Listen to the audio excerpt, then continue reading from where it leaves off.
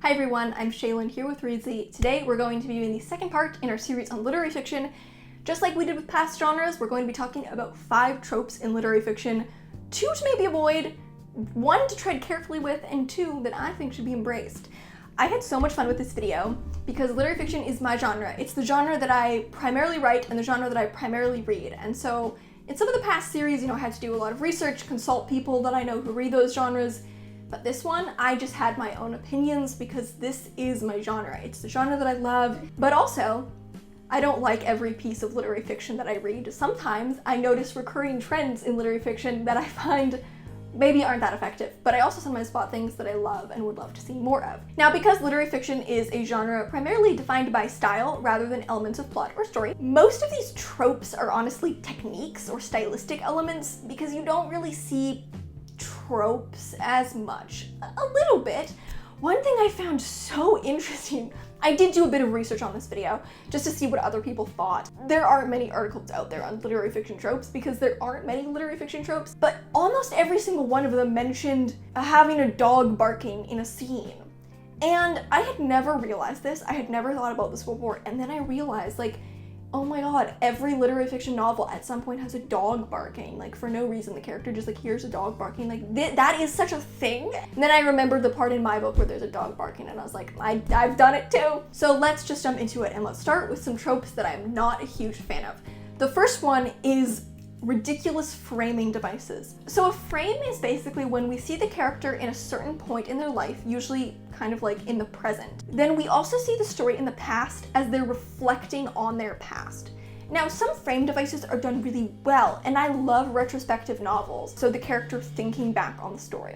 But sometimes frame devices are done in the most ridiculous way possible. So I think a poor use of a frame device is basically where the character is recounting what happened in the past, moment by moment in the most convoluted way. And a lot of the time you'll see this happen where the character is telling the point from their old age. So a lot of the time you'll see a character who's 80 or 90 and they're in a care home or something. They're so that Monday, a strange man arrived and it made me think back to the summer that I was 22. And then, we'll get some of this actual story, and then at the start of the next chapter, we'll be back in the care home.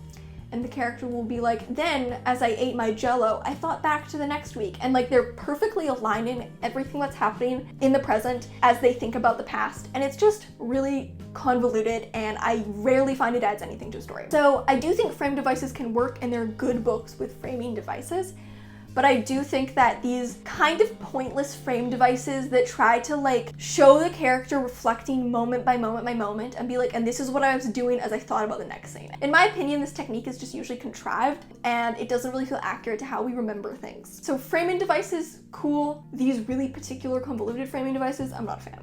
The second trope that I'm not a fan of is when the protagonist is a writer with writer's block. So writing about writing is something that I think a lot of readers don't really care about, but a lot of writers hate. A really tired trope. You see it in movies too. You see it in a lot of genres, but you see it a lot in literary fiction where the main character is a writer, but they have writer's block, and so they're never able to actually write anything.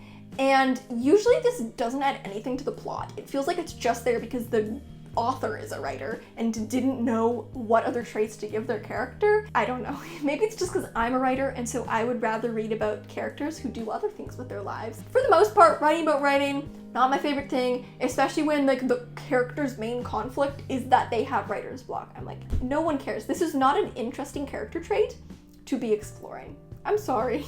So one to tread carefully with is no quotation mark. It's become more and more popular for literary fiction writers to drop the quotation marks. So they'll write dialogue without quotation marks. And I have mixed feelings about this. I remember when I first started encountering it and I was I will never write anything with no quotation marks. What does it do? It just makes it confusing. Then the more I read it, I kind of warmed up to the idea. I wrote a few things with no quotation marks. So I do actually think it can be done well and it can serve a purpose. When you're writing with no quotation marks, the dialogue reads a bit differently on the page. It reads softer, a bit more like a memory that's happening in the character's mind than an active replaying of the dialogue. And I think that can actually work with the style of some literary fiction. So I would be careful with this one. If you don't want to have quotation marks, I would do it with purpose because it actually adds to the story. And you have to be really, really careful to maintain clarity because it can be really confusing. to format dialogue without quotation marks. You have to be prepared for the fact that the reader might get tripped up and it will interrupt the flow of the prose. So you have to be very, very careful with how you write the dialogue to make sure it doesn't get confusing and the reader isn't constantly confused about whether this is narrative or dialogue. But I actually do think in some cases it can really work. I used to think it was just I didn't like it, and I've warmed up to it. I think like with most things, as I've actually seen it done well, I've been like, oh, this can actually be really cool if done well. And I shouldn't have judged. But it is becoming more and more of a trend, so it's something that you'll likely see if you read literary fiction. Some people hate it, some people like it. I think it can be done well, if done intentionally and carefully. The next trope, it's really a technique that I really like, is actually kind of the flip side to the first one. So I said I hated ridiculous framing devices, but what I love is retrospection. I think that the retrospective novel is like a beautiful thing. So a retrospective novel is a novel usually in first person, but not necessarily, where the character is actively reflecting on the events. Let's say that you have a book in first person past tense and you have a scene where the main character is talking to like her mother. And in this scene, there's a bit of narrative that's retrospective. And so it will say things that maybe the character wasn't thinking at the time, but is thinking about the events now that they're looking back. And so maybe the character will say something like, you know, at the time I was thinking this, but now I wish I'd done this differently. I think that retrospection can add a beautiful layer of conflict and intrigue to a story, because rather than just getting the events that were happening at the time, we also get this extra layer of how the character has interpreted them with time and how they're thinking about it now. I think it can be so well done. I write most of what I write in first person retrospective because I find just such an effective point of view to use. It also, in my opinion, makes it way easier to integrate context. It's definitely very popular in literary fiction, and I think for good reason. I think you see it in literary fiction more than in other genres. In other genres, a lot of the time past tense is just past tense. It's not overlaid with retrospection. But in literary fiction, you often get past tense there's also retrospective, and I think it can do so much for a story. It's like my favorite tense to write in, and it's one of my favorites to read as well. So I love it. And the final trope, I guess, that I love is genre bending. I think sometimes people have a very narrow view of what literary fiction is, and they think that it's just people who are trying to be serious and elitist and write highbrow literature just for respect.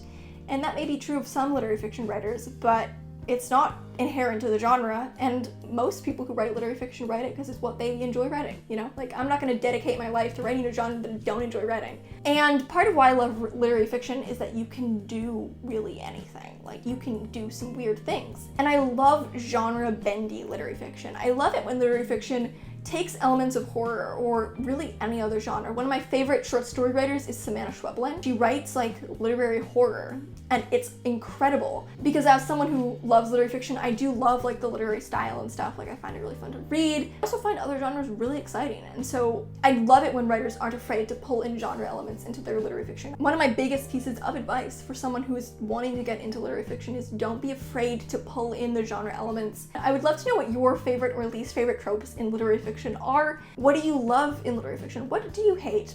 You know, as much as I love this genre, there are definitely literary fiction tropes that I'm like, please, do we have to keep doing this? So thank you so much for watching. Remember to subscribe and turn on notifications so you don't miss any new videos from us. We've got new writing, editing, and publishing tips every Tuesday and Friday. Until next time, bye.